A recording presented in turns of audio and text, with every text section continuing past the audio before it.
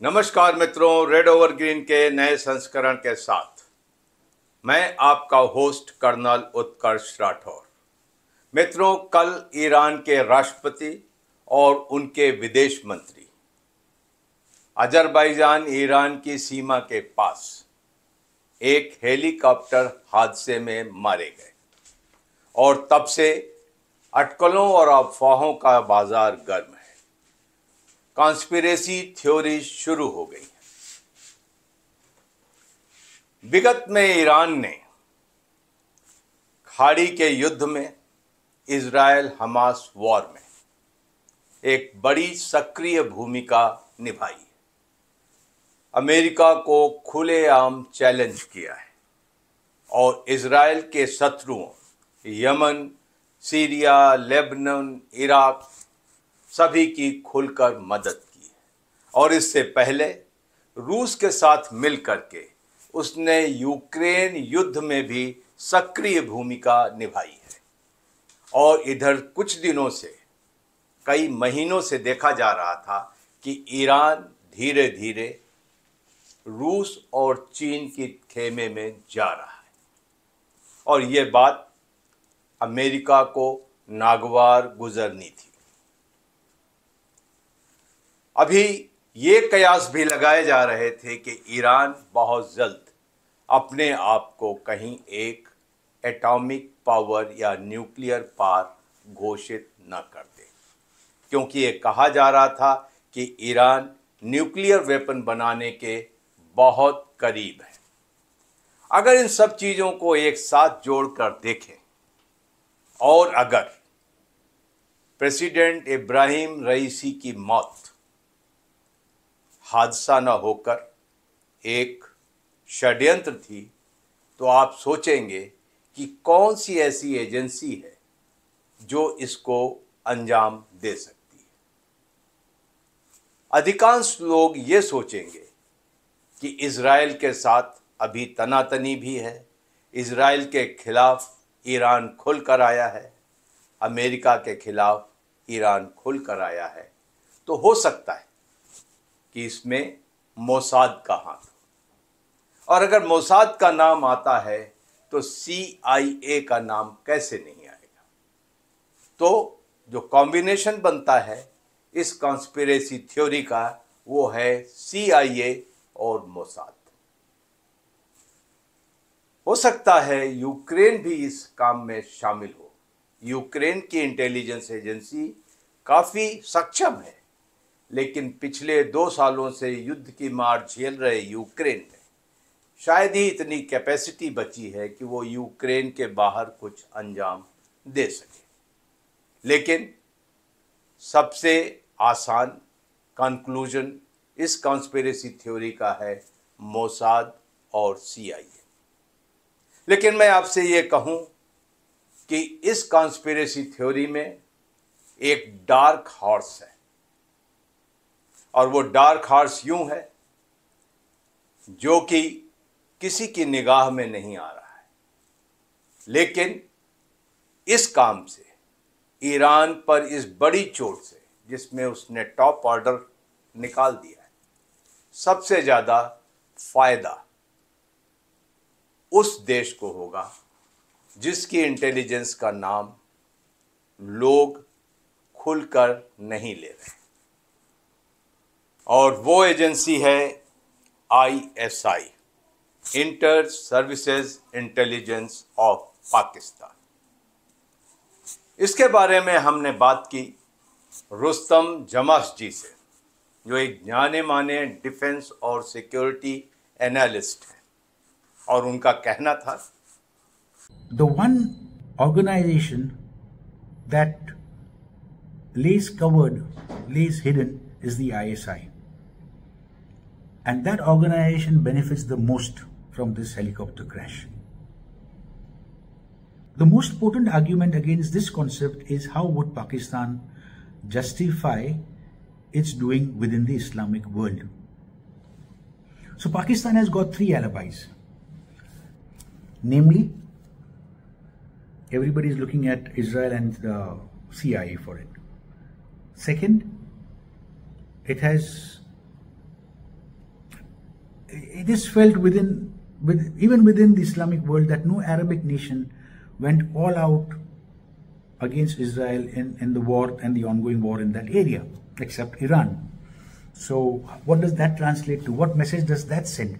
Is the Arabic world going to give outside support, drainage, food, or is it going to battle Israel?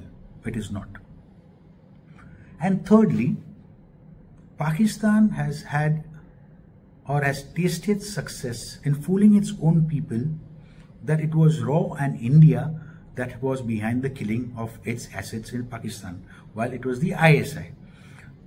Pakistan had to nullify its assets that were of no more use.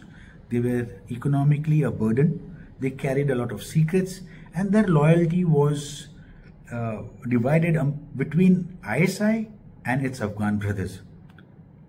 So Pakistan needed a new set of assets. It couldn't rely on these assets that were segmented in loyalty between ISI and the Afghan brothers. And some of them were of basically no use, just demanding, too big for their shoes, demanding money, and so forth. Coming back to the point, it has exposure and experience in blaming of its own killings onto others. Here it would blame it onto Mossad, very, very conveniently, because it helps the Islamic world to believe that it was Mossad. Now, coming to the next point, why would Pakistan want it? How would it benefit Pakistan by downing this helicopter? On its own front, Pakistan and Iranian relationship have had a little bit turmoilic eras, with Iran claiming some of the lands in control of Pakistan today. But that was not all. That was a catalyst. That was one of the reasons that would aid a discontinuity within the Iranian hierarchy would help Pakistan right now to have a status quo, especially with the problems in POK going on right now. Now, if POK is disconnected with Pakistan, a lot of elements are going to demand or claim hold on that land, one being Iran. Coming to the problems in POK, what Pakistan needs as of yesterday is to quell the discontent there. It has quelled discontent within that region, within Balochistan earlier too. We know Musharraf killed Bukti, and he killed his people thereof using US armament meant to kill terrorists, kill poor Balochis, kill poor innocent people, kill women, men and children that were disarmed, were unarmed. We know of Operation Searchlight in East Pakistan, and we don't want to digress over there. But coming to this, Pakistan needs desperately to quell the problems in POK, and for that, it needs a favor from the West. It needs the West with its assets, narrative building assets within the media, its assets in the UN, to look the other way while it is on this ethnically cleansing program. The West looked away when during Operation Searchlight. The West looked away when Bukti was killed by Musharraf. So it wants a repeat of that. But to gain that, they have to do a favor. And they saw a foothold right now in doing a favor for getting the favors back. So first reason is quelling the discontent in POK and getting favors to quell the discontent there. Second, we've heard of sanctions being placed on India, probably the sanctions being placed on India by the US. What do that translate to? Tejas program hit, GE-404, GE-414 engines being hit, equipment or engines or spares for Apache, Boeing, CJ-130, anti-submarine helicopters of the Navy, and lots others. That translates into Pakistan being militarily stronger. They won't get stronger, but in relation now they get stronger. China gets stronger because our military is hit. Not because their military gets a fillip, but our military is hit. And who knows, because of these sanctions and because of the favor, Pakistan's military might get some aid. So they benefit on the other side too. Economically, if Chabbar is hit, Gaudar automatically comes up. Two ports in the area, one dysfunctional, the other gets more functionality because more ships come there. ये सब सुनने के बाद आप कहेंगे कि president Ibrahim रईसी अप्रैल में पाकिस्तान के दौरे पे गए थे। उन्होंने अपने दौरे को बहुत सक्सेसफुल बताया था। तो भला क्यों कर आईएसआई ऐसा कुछ उनके लिए सोचेगी? आपका कहना या सोचना सही भी हो सकता है, लेकिन इंटरनेशनल रिलेशंस में एक चीज बहुत साफ है, दोस्ती भले ही भुला दी जाए, लेकिन दुश्मनी हमेशा याद रखी जाती